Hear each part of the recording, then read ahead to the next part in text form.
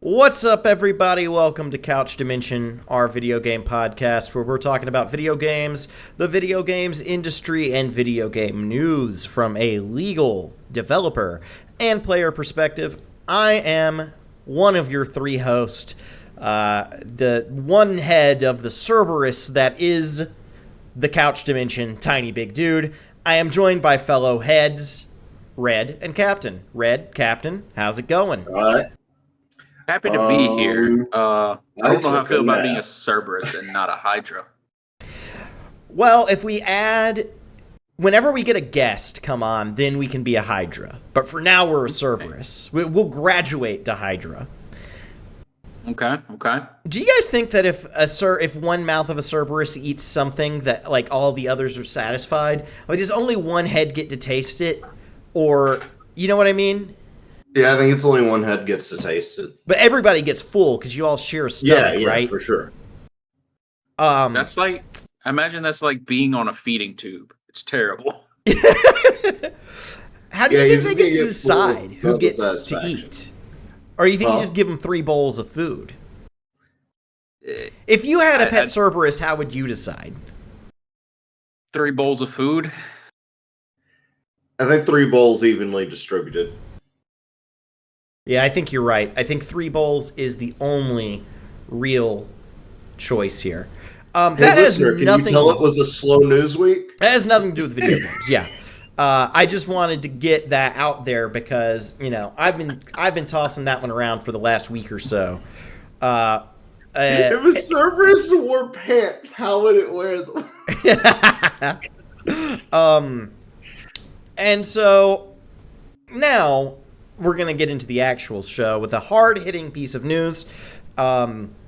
Ignore what Captain said. It has not been a slow news week. We've been slammed over here in the Couch Dimension because, well, fellas, the biggest video game news of all time has broken. And that is that Keanu Reeves will be voicing Shadow the Hedgehog in the 3rd Sonic film. Did you know that Knuckles is a wholesome not fucking Knuckles, shit. Shadow the Hedgehog is a wholesome chungus now? What? What does that mean? Oh yeah, someone isn't aware of jokes about Reddit and their relationship with Keanu Reeves. Never mind. I feel like you just spoke to me in a different, like you just like heckin' chonkered me. I mean, yeah, that was the yep. That's 100% it. That's the energy. I hate that shit. I hate that. I hate millennial internet speak, and I hate Gen Z internet speak almost more. I mean, some of it's just Reddit energy speak. That's what I was aiming for. Well, you're never gonna get your upvotes that way. This story comes to us from no particular source because 3 people sent it to me the day that it broke. That's how plugged in I am. That's how everyone knows. When they see that Keanu Reeves is voicing Shadow the Hedgehog, they say, I've got to send that to Tiny or I will die. I did almost send it to you with the accompanying all caps message, why didn't you tell me? But I actually think you were the second person to send it to me. But yeah, I did get it 3 different times. I do think, let's just discuss briefly because, I mean, let's be real. This is a great story, but there's not a lot here to discuss. But it's perfect casting. I mean, you couldn't have done it better. Yeah. He'll hit all the right marks. And this is from... I'm sorry, Red. He's still got some of that John Wick edge. I know that series is supposedly over, but he's still got some John Wick edge he can put into this voice. No, I definitely think they should make a Shadow the Hedgehog spin-off movie, and it's just John Wick. The discussion's been had before, but do find it does feel a little weird that, like, it's not like these characters hadn't been voice acted before. It is a little weird to not just use their voice actors. But, no, it's not. That's completely horseshit. Have you played Sonic Adventure 2? Have you listened to those cutscenes? Have you heard that voice acting? There are more current voice actors of the characters than that. Yeah, but let's be real. This isn't Sonic. This isn't Shadow the Hedgehog from Sonic and the Black Knight. This is Shadow the Hedgehog from Sonic Adventure 2 that we're getting. Yeah, that's the story that's being adapted, but that doesn't mean they have to use that voice actor. Is that for real? Are they for real doing the plot of 2? Vaguely. That's the rumor. Oh, that's badass. I hope that. Here's the thing. I don't know if anyone's confirmed it. As the Sonic franchise moves forward, I feel like James Marston's presence is more and more unnecessary. Oh no, he's getting Sonic X'd. Yeah, I mean, honestly, it wouldn't be the worst thing for us to just go full Sonic, I don't think. Also because now I don't like James Marston. Because I found out he signed a letter in support of Josh Bell's rapist. Or Drake Bell. One of the Drake and Josh, the Quiet on the Set? Yeah. Came out. Yeah, he signed a letter of support for the rapist in that. So, I'm not a big Marston fan now. Great. Yeah. Sorry, we were talking about fun Sonic the Hedgehog news with Keanu Reeves, and I had to bring that into it. But I wanted to ask, what do you think? It depends on how they adapt it, because we know Maria's there. That is known. Maria. So, who's your pick? Who's Gerald Robotnik? Ooh, okay. I briefly thought Danny DeVito. Jack Black. You can't just keep casting Jack Black in video game adaptations and get away with it. But I think he's perfect for this because he's got the white mustache thing going on now. I'm sorry, he's Vector the Crocodile. So. Oh yeah, you're right. I mostly went with DeVito because he's an egg-shaped man.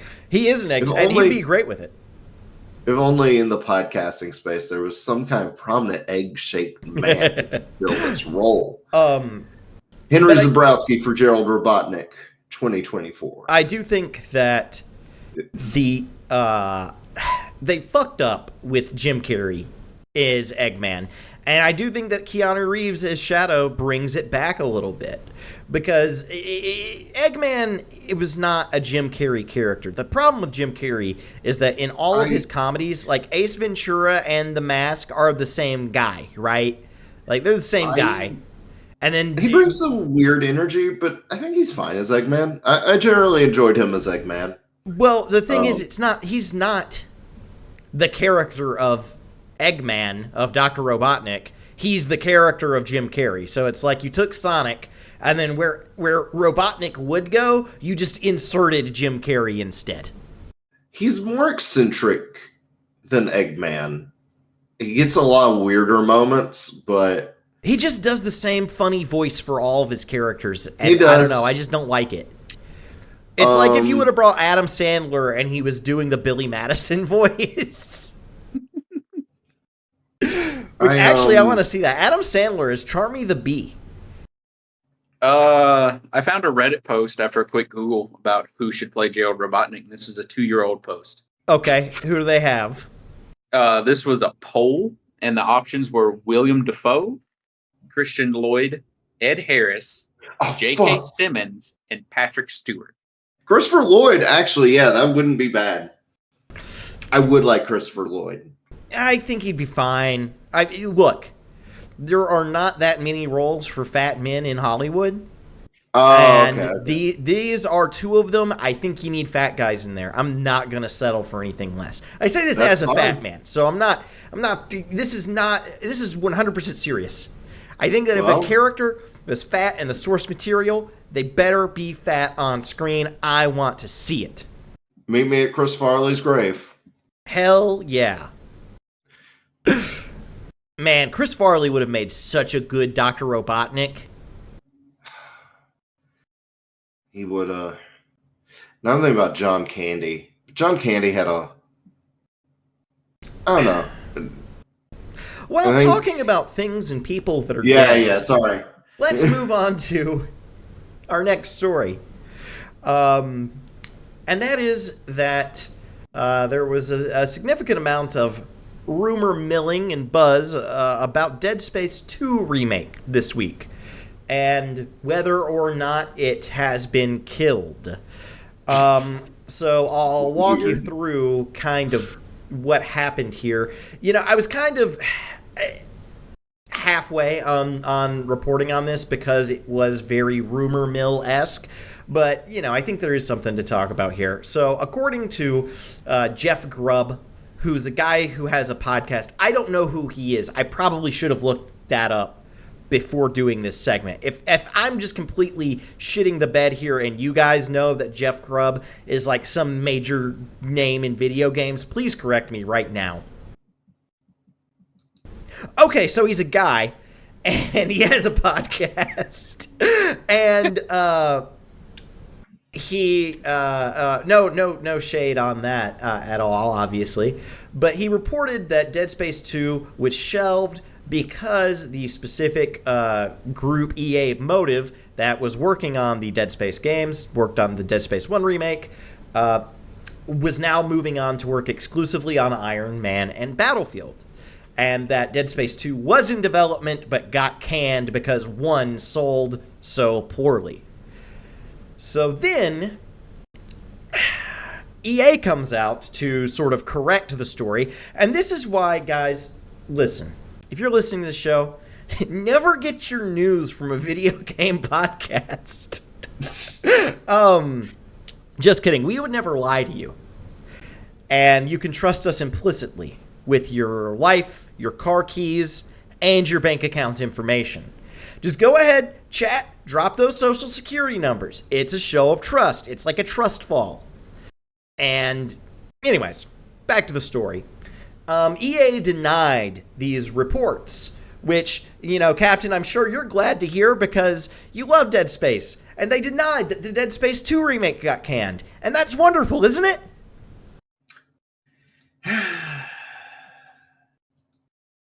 They denied that the project got canned because the project never existed.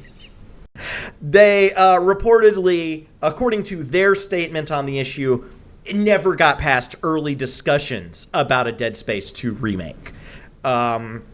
And they did confirm that they are focusing on Iron Man and Battlefield, but they said that there is no validity to the story that they canceled Dead Space 2 because in order to cancel something, it has to exist first. If only EA had a game with great Iron Man physics that they could base an Iron Man game off of. Crazy. Anyway. Yeah, but, I mean, you know, I just thought... Who's to say they won't, you know? But... God, Dead Space... God, I was looking... I mean... I really want Dead Space 2 remake. I mean, I guess... In the very least, we got Dead Space 1, and that's still something. That's a very good game. Just... Fuck.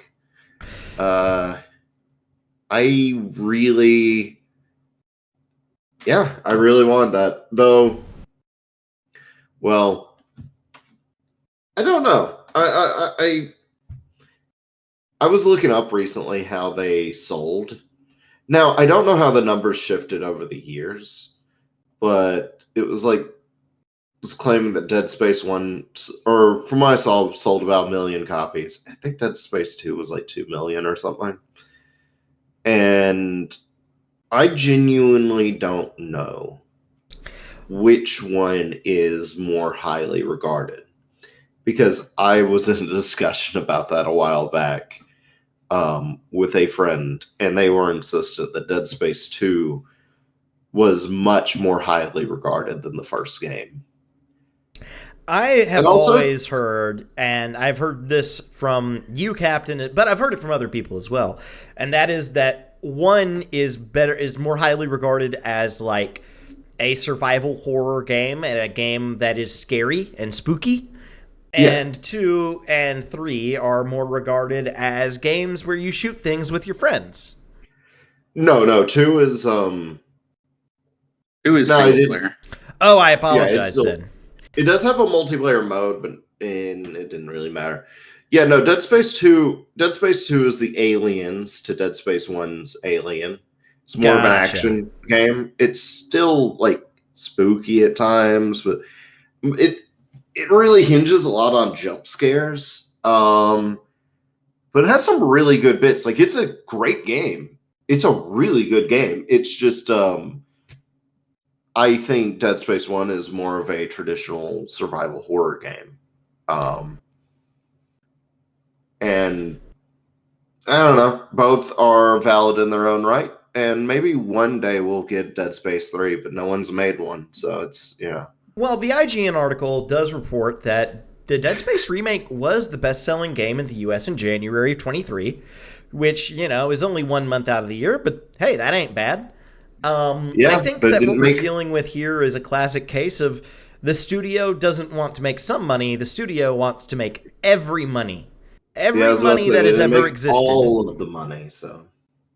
And then the other piece of this is like the rumor mill part of it, where like, I like to talk about where the rumors are versus where we end up a lot. Though this rumor was pretty spot on. I actually do have to give it to old Jeff Grubb for. Yeah, it's a member of Giant Bomb. Okay, yeah, correct in pretty much every aspect. Because I like that EA issues the correction that's like, no, this story isn't true. It's just true is all that it is. Because like, what is EA? EA essentially says the same thing, only slightly differently. So I don't know. I think that was actually more truth than rumor coming out of the podcast. Do you think the idea is that they think maybe canceled hits the ears wrong or makes people more angry at them? Well, I think that they're also counting on because, okay, if I'm just going to read you this headline and tell me what you think. EA shoots down Dead Space 2 remake rumors. No validity to this story. Yeah. And your first thought walking away from that is, oh, they didn't cancel Dead Space 2 remake. Maybe I'll get that someday. And then maybe you'll forget about it. And then maybe you won't read the article. Maybe you won't look that much into it. And maybe you'll still like EA if you like Dead Space. And you won't be upset that they canceled a game that you like. I saw Jeff pointing out on Twitter that like when a game company puts out a release like that but doesn't specify what part of the story is false, it's not a good sign. Precisely. So yeah, I think that was some slick maneuvering there by EA, and honestly, some IGN, write your headlines better. I mean, that could always be true of IGN and Kotaku and Polygon and The Verge. But yeah, so I just thought that was a interesting story there, and a bit of a bummer. Really, really wanted that. You know what I think's interesting though? So we talked about EA, we talked about them losing the IP to Star Wars, but they still have the IP to Marvel? I didn't really realize that. So I wonder though if Disney's going to rip that out from under them too at some point. I mean, it might just come down to what the next release or what their release looks like. Can they make a good Iron Man game, or are they gonna just flub it? Which I guess I misspoke there. I don't think that EA has all of the rights for Marvel. I think they have the rights to specific characters because, like, Midnight Suns is not EA at all, right? That's God, I can't remember the name. Yes, the XCOM folks. But yeah, so interesting to see if Disney is going to try to just pull all the IP back with whatever they do with this, Epic partnership, or if we're still going to get Marvel games made by third parties. But I think it also depends on how successful the Epic partnership is at selling Star Wars shit. I know we sometimes don't talk about game releases all that much unless we got, there's meat on those bones. You know what? It might be in our trailers. I could be wrong here. I didn't see it, though. We don't have any trailers this week. Okay, Marvel Rivals. Did we even broach that? No, I don't believe we have. Just then, for the sake of talking about Marvel getting into games, because Iron Man one does connect a little. I just want to bring up Marvel Rivals real quick. Other people have been quick to point out it's going to be an Overwatch-like, and damn, they got the a lot of Overwatch clones like try to make you. They keep the color scheme of the font and everything. This is not a new observation. Like they kind of wear on their sleeve of, "Don't worry, we're an Overwatch-like." It's weird, but mostly want to bring it up because I have concerns, and I'm going to put the curse on it that I put on the Battlefront collection by being afraid. That company is known for super predatory practices when it comes to microtransactions, and I'm worried. Yeah. Otherwise, the game looks cool, and their output is super uneven. So who knows if that game's going to be quality or not.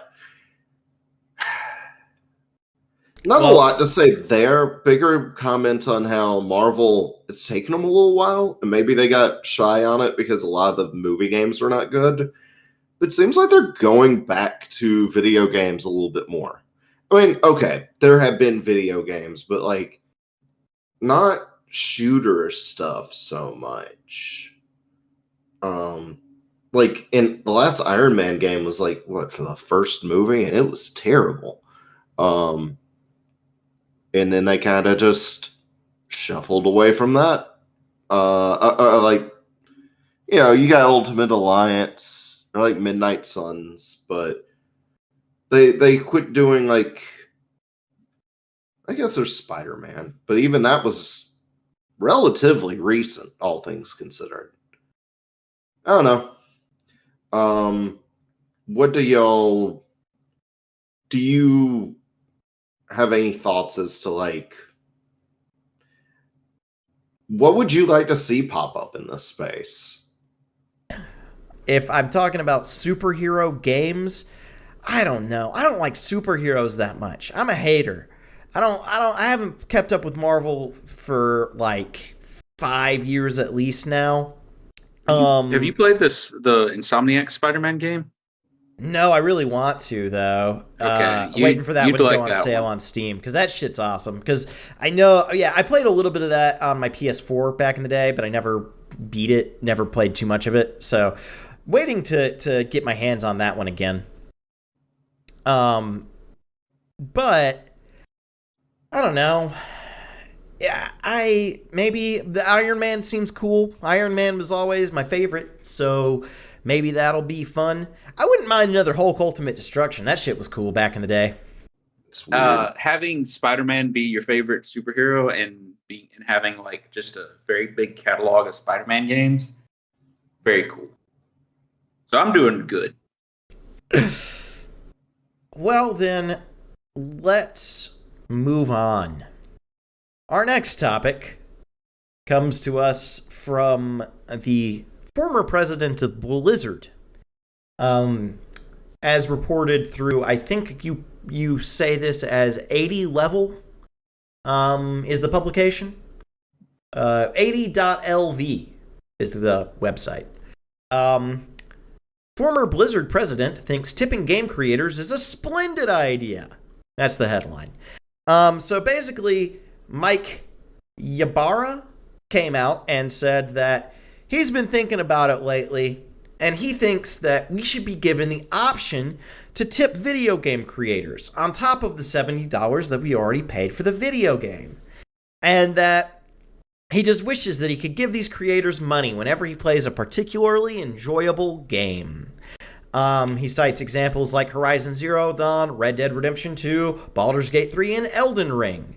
All great games, and you know, I think that like this on its face is like a nice warm and fuzzy, like, oh yeah, we could give the video game creators more money. But I think it's secretly incredibly insidious.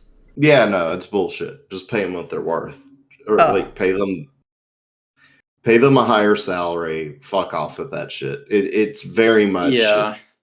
It's because then, like, okay, let's say you implement some system for tipping.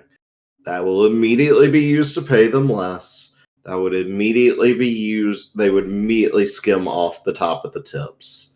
I just learned recently that I think it was like, it might not be all of them, but like some Sonic drive-ins, like there's a tipping ceiling, and you had to report your tips. And once you hit that ceiling, then they start taking it. Something like that. Like super insidious practices and dumb shit that happen due to tipping culture. That's mega bullshit. Yeah, so like I no. Oh, I know what he's doing. He's trying to save the firing crisis, the letting go crisis of developers. If we only pay them $2.13 an hour, we could afford more of them.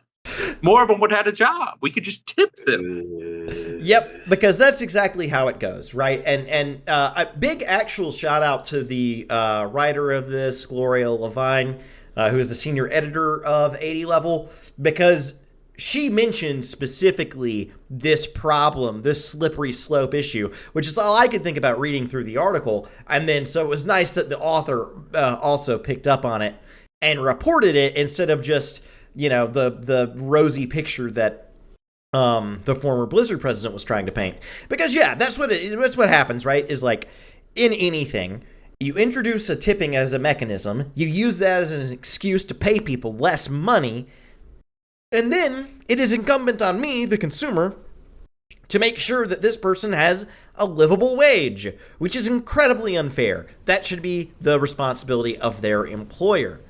And so, you know, in industries where it is already customary to tip, you know, restaurants, for example, I think you're kind of an asshole if you go to a restaurant and don't tip, because you were taking money directly from that service worker, because they are relying on that tip to make ends meet, to make a livable wage.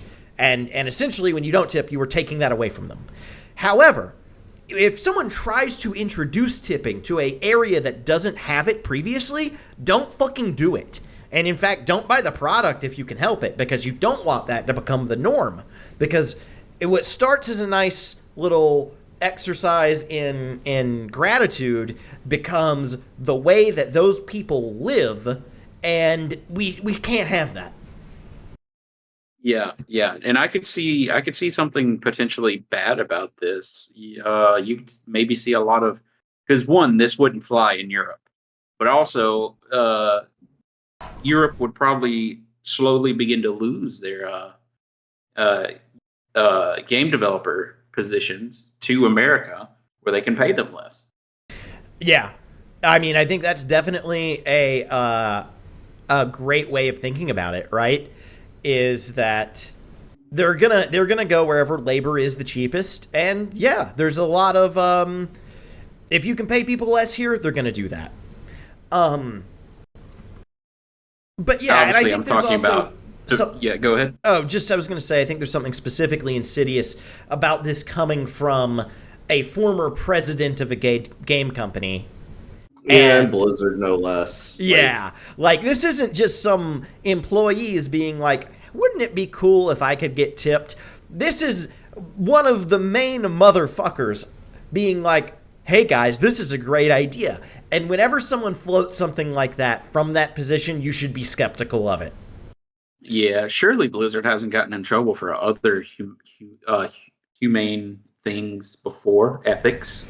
Yeah, they certainly haven't been sued by the SEC for you know, their workplace culture issues. Let's put it that way. So yeah, I don't know. I think that old Mike is full of shit, and we should keep tipping out of video games. Plus, that's already how I do. That's already how I play certain games, right? Like, if I love your game enough, I will buy your battle pass, I will buy your skins. And that's essentially a tip. Yeah. I would like to know how much of that goes back to the developers. That's a studio by studio thing, almost definitely. So Oh yeah, certainly. And then some games, I've heard anyway that some companies actually compensate the creators of certain skins specifically. If they sell well, that's pretty cool. Give them a commission based on their skins. But I think that's about all the juice we can get out of that one. We've got one more news story here from Red. Red, I'm going to turn that over to you, and then we'll talk a little bit about what we've been playing. Yeah. Right before that, though, I know it's maybe a bit of a token subscription, but we did get our first Prime subscriber. Our first Prime subscriber. Hell yeah. That's our second subscriber total. And thank you for subscribing. And then also, big shout out to Michael Q. Bowie, who I don't know at all, who subscribed with Prime. Never met this man. But big shout out to him he is the source of a lot of the stories that you're hearing.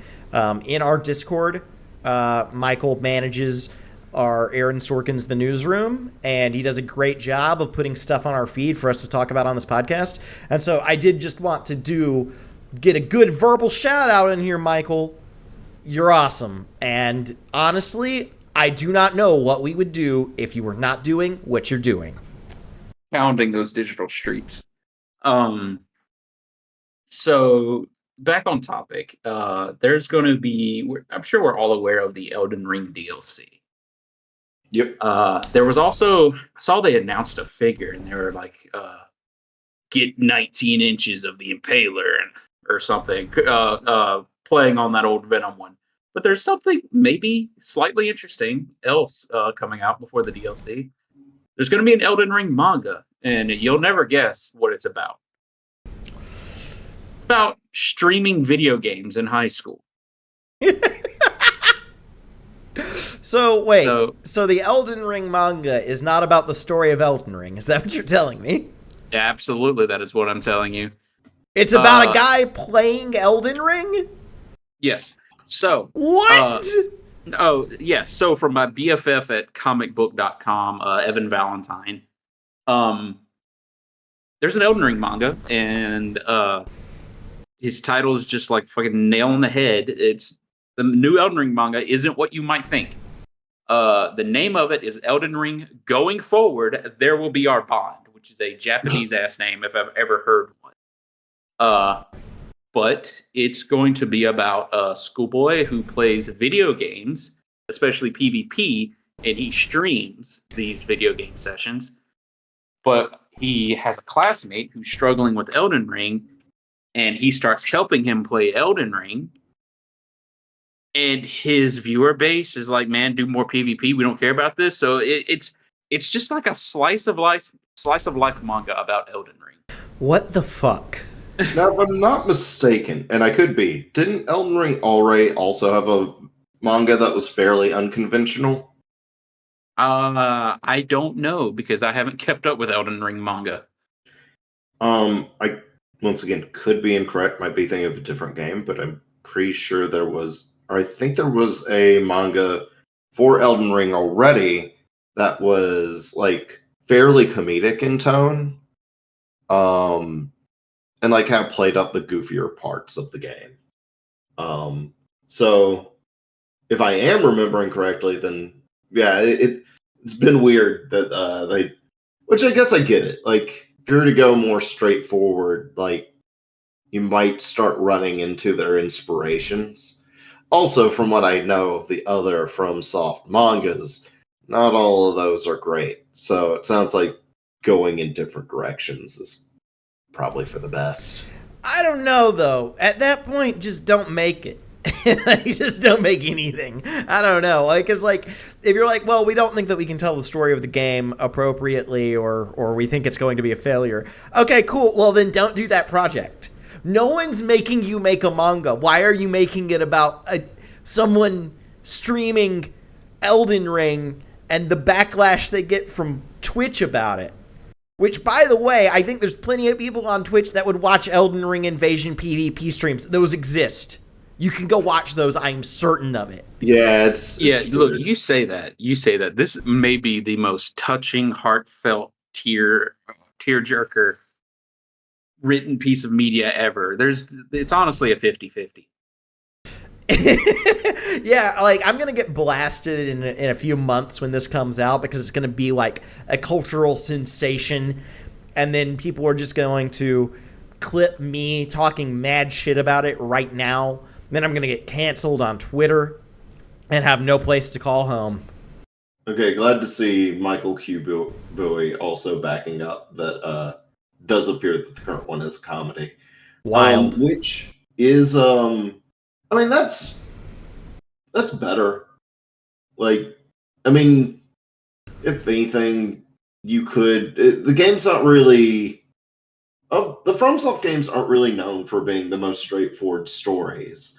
Maybe it's more interesting to have a different take or a fun take on the world than just retell the story in a straightforward manner. Then you're kind of getting what you would have gotten better in the game anyways, so. Well, speaking of adaptations, I think this is the perfect place to pivot into what we've been playing, or in this case, watching. We've all three seen, at the very least, the first episode of the new Fallout TV show. So why don't we talk about that a little bit? We watched it all together here on this couch that we are stuck on.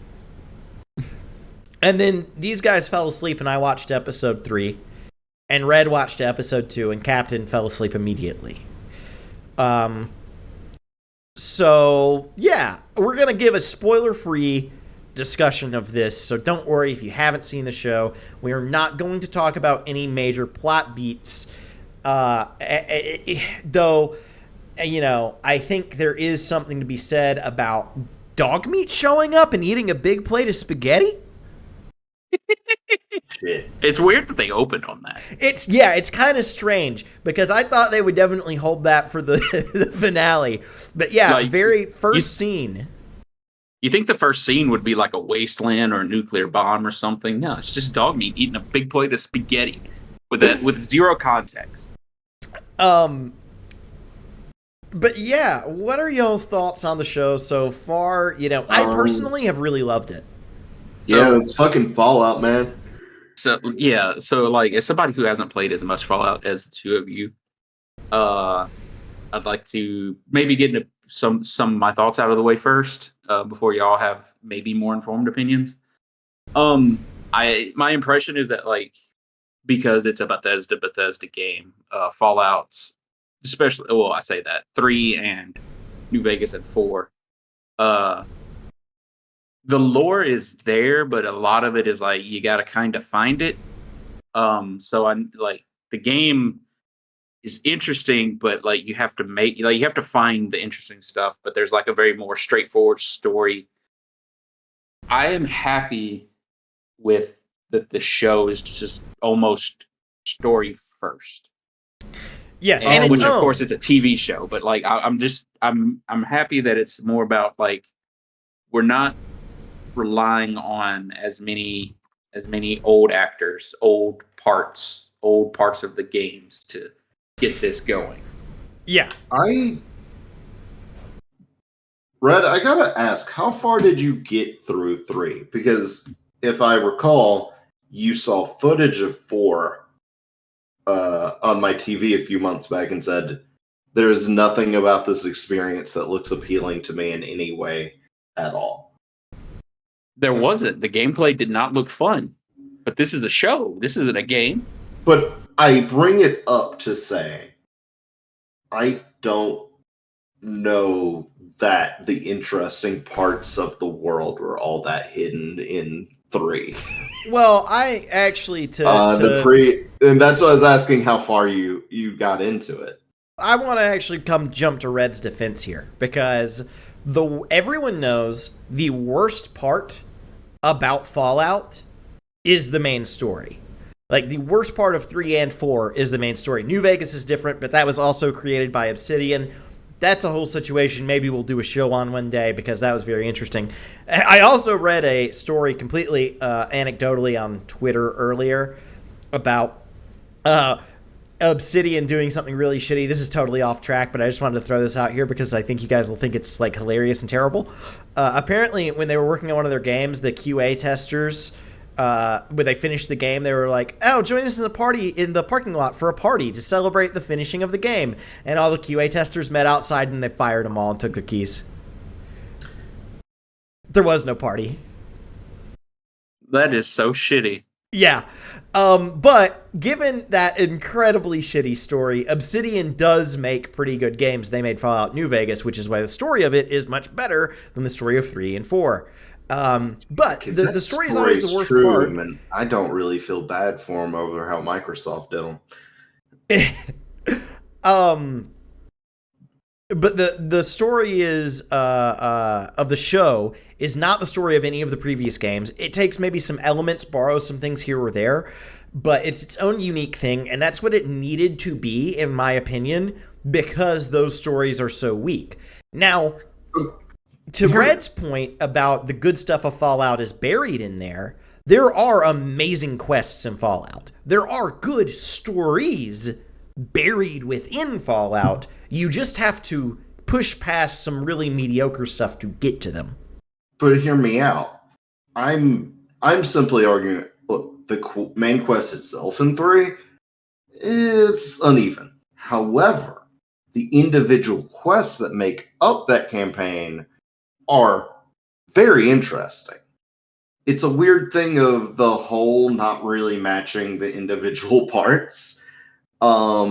Tranquility Lane, where you go into a virtual simulation that's in the 1950s. That someone's reigning as a god in it. That's really cool. The Enclave and meeting President Eden is fucking awesome.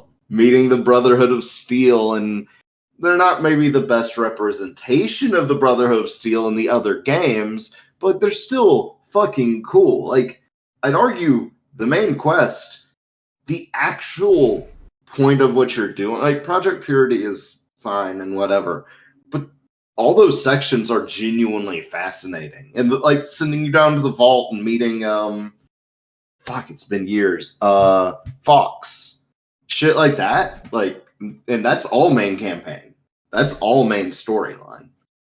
Yeah, I mean, I'll give you Tranquility Lane. That is a cool part of that story that I did really enjoy. I don't know. There's a lot in there that to me is pretty standard level fetch quest. Main campaign? I swear is mostly hitting highlights. I don't know. I just remember walking across the desert a lot, going to this place, go to where the map marker takes you, turn around, go back, walk across the desert again, walk across the desert with my dad, walk across the desert without my dad.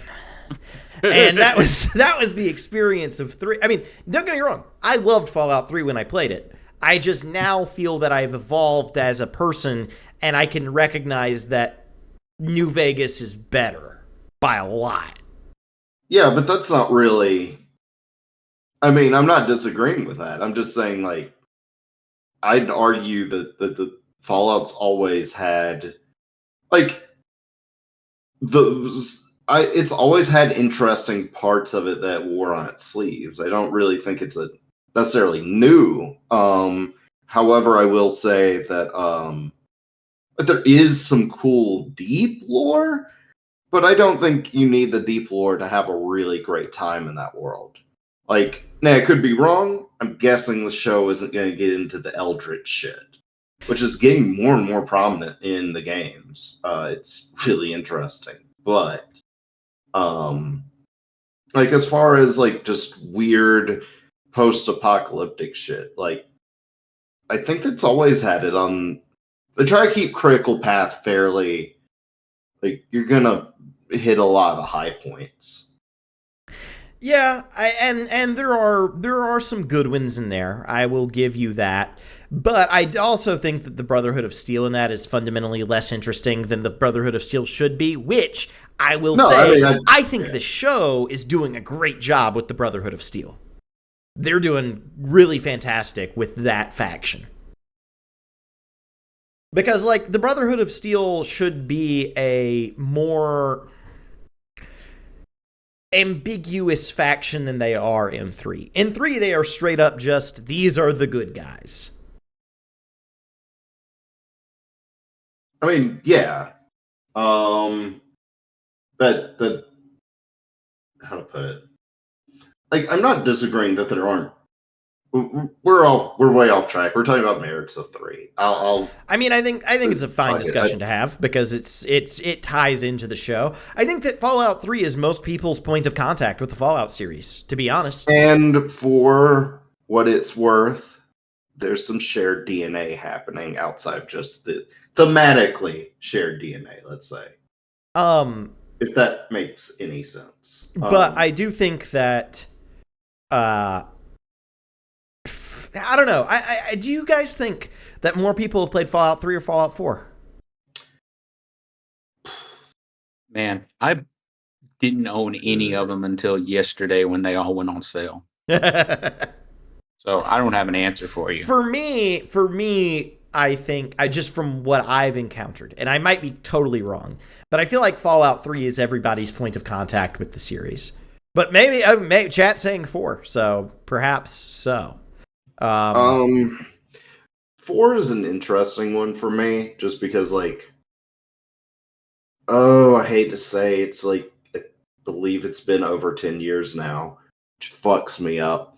But like, I just the other day I saw people online talking shit about 4, and don't get me wrong, there are weaker points of 4.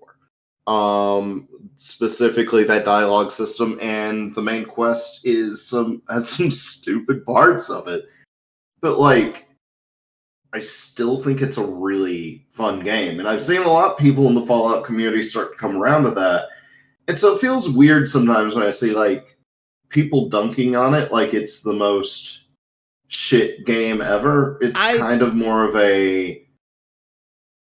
I would almost say a Skyrim to Oblivion sort of thing. Like, it's still a fine game. Yeah, I bounced off it almost entirely. You should. My main issue is another try. Too easy. Way too easy. It did not keep me engaged because I did not feel that I was surviving in this wasteland or being challenged. I just felt like I was hoarding wealth and guns and bullets and blasting through anything that got in my way. And so because of that, I just didn't really connect with 4. 3, I played when I was a kid and an idiot. So I connected with that really quite a lot because I still remember one time when I was fighting a cave full of rad scorpions and they were beating my ass. And I literally I didn't know to rotate my save, so I saved over my file. I was stuck down there, and it was just me and some landmines versus rad scorpions. And that shit was awesome. But, like, I never got that challenge from 4. I gotta ask you now, how far did you get in 4? How far in the map did you get? I explored... I got into Boston, I know that much. Because there are absolutely around the south of the map, and depending on where you go, it'll beat your ass. It does get more engaging, I'd say. But yeah, I might have to agree with Michael just based on like 3 did really well.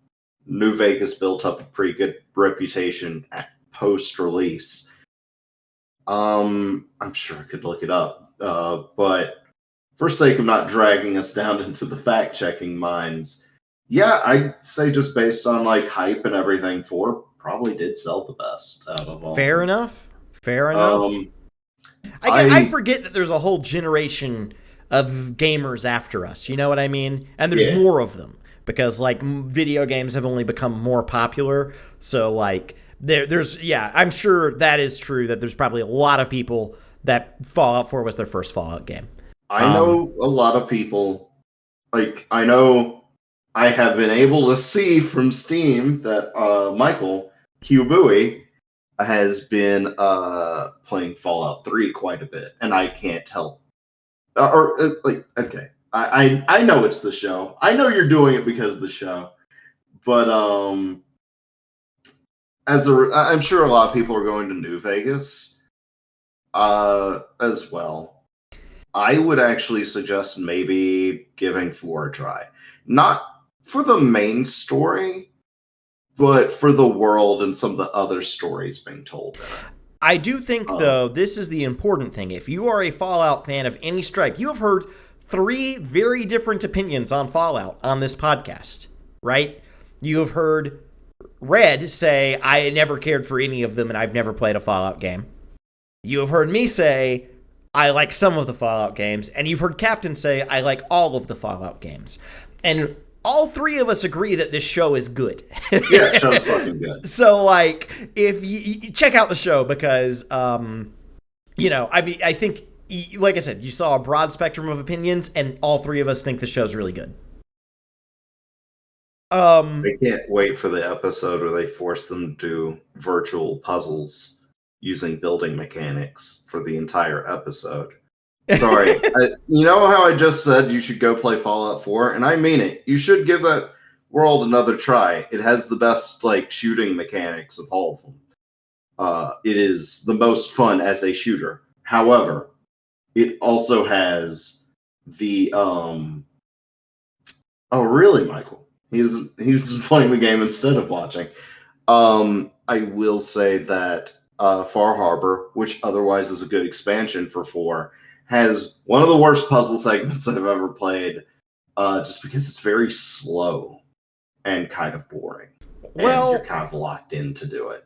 It is a blight on an otherwise fantastic expansion on a pretty good game, I will say. Well, but, let's move on, because I think we've talked a lot about Fallout. I think we've covered the main bases there. Unless there's anything you boys want to add. I did want to. Sorry, I'm searching my brain. What was it? Oh, it should be said. There was a different thing, but I did remember. Current lead writer of Fallout trying to capitalize on the fame of the show, or the popularity of the show right now, decided to say that the main character of 4, or the male main character of 4, if you choose him, he is a soldier, or was a soldier, and he said that, fun fact, he's in the one of the opening cutscenes of Fallout 1, which is a pre-war cutscene where a war crime is happening.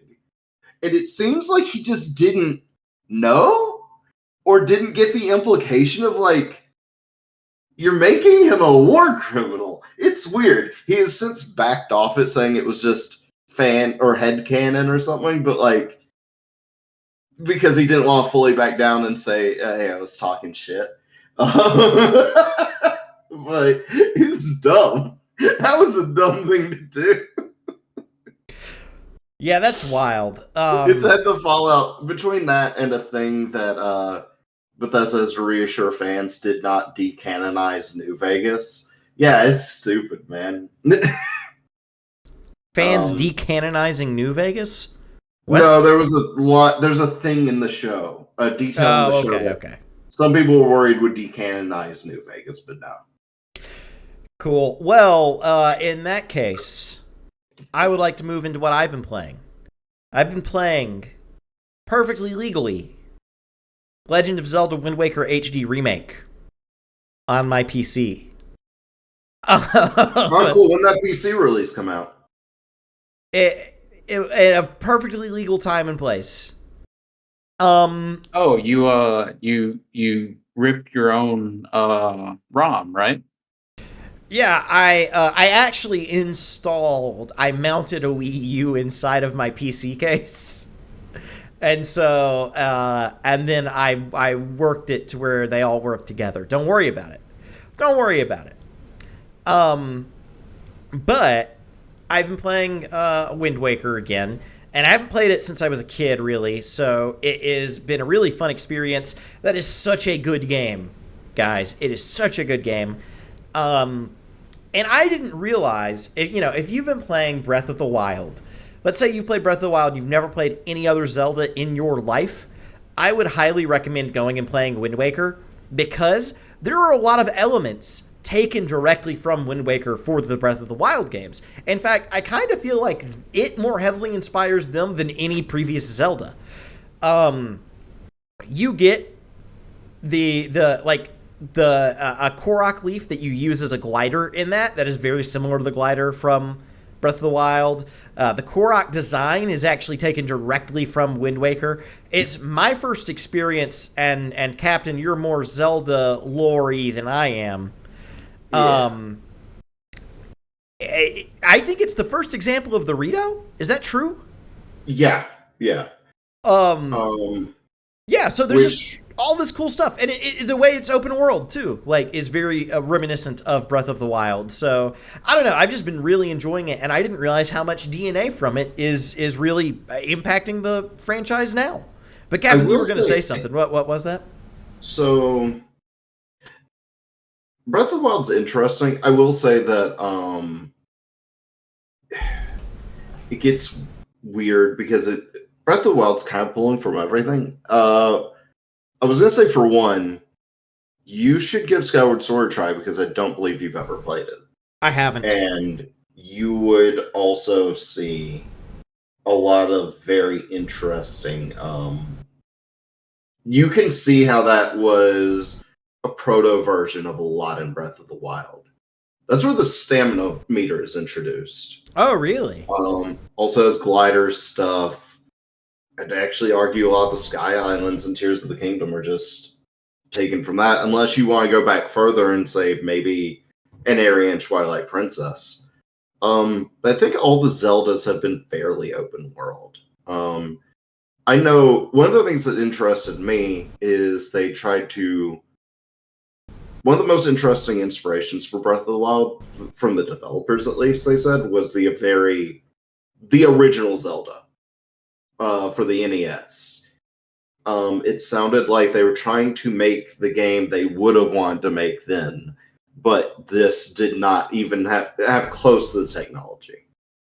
I'll say all that's very fascinating, where it pulls from. And that, fucking Wind Waker's amazing. And because you're playing the remake, you also get... Sorry, Ashley made a pun in chat. But it very much distracted me. But remake means that you're playing the version that doesn't have nearly as arduous a Triforce piece collection quest. Oh, also, yeah, I do remember that really being good sale to make sure. Huh? I just remember that being a problem on the GameCube. Honestly, I mean, okay, it is blatantly, unabashedly busy work. It is padding, because when you finish that game, you might reflect and think, wait a minute, this didn't have as much dungeons as the others. And you'd be right. Don't worry, those got recycled and put in Twilight Princess that has more dungeons, I think, than the other Zelda games. So it all works out. But they needed something there. So they had you go on a fetch quest for Triforce pieces. And I keep almost saying Twiforce. And some of them were better than others. Some are weaker. So I don't hate all of it, but it's that accompanying the fact that your boat in the original was purposefully slower, or not slower, but like it's slower than the remake version. At least when you can get, I believe the sail, it's either the default sail goes double speed or you can get one that can. I think you might still go faster by default. Interesting. Because it was a loading issue. When you're Yeah. out there between islands, they needed it to pad it a little, so you can only go so fast. Well, and to me, that's the mark of a good remake, is when you're replaying the game you remember playing and not replaying the game you actually played. And even when you're fast traveling, like you can fast travel, get close, but there are times in the original Wind Waker you can just sit the controller down and go do something else while the boat makes the trip. And yeah, that's not good. Rewarding. Yeah, that's the biggest problem with Wind Waker. Otherwise, like story-wise, great. They might have a tiny bit of racism in there. Depends on. They got some heat, or fans are. There's one thing in there that some people are not the biggest fans of regarding Zelda, but otherwise, well, we are a little over time. I see that you guys have some stuff on your what you've been playing. Anything that you are chomping at the bit to talk about? I'll make a little extra time if you want to talk about it. If not, we'll save it for next week. I'm good on mine. Mine are just repeats. Red, how about you? No, I'm not. I'm not just chomping at the bit to talk about Baldur's Gate 3. Okay, I do want to hear about that Dark Urge run though. That does sound good. But we'll talk about that next week. And yeah, so we'll be back next Tuesday at 5 o'clock CST PM. And we can also be found on Spotify, Apple Podcasts, and Amazon Podcasts. That's the one. As well as YouTube. The channel is TinyBigDude. That's where I put all of the edits up, edit out the flubs, or some of the flubs anyway. You still get, look, this show is like 15% flubs, and I probably only edit out like 1% of them, let's be real. So you're still going to get the flubs that you love, just you're not going to hear my Christian name. And so... yeah, and then also, I did want to talk about this. I just made this today.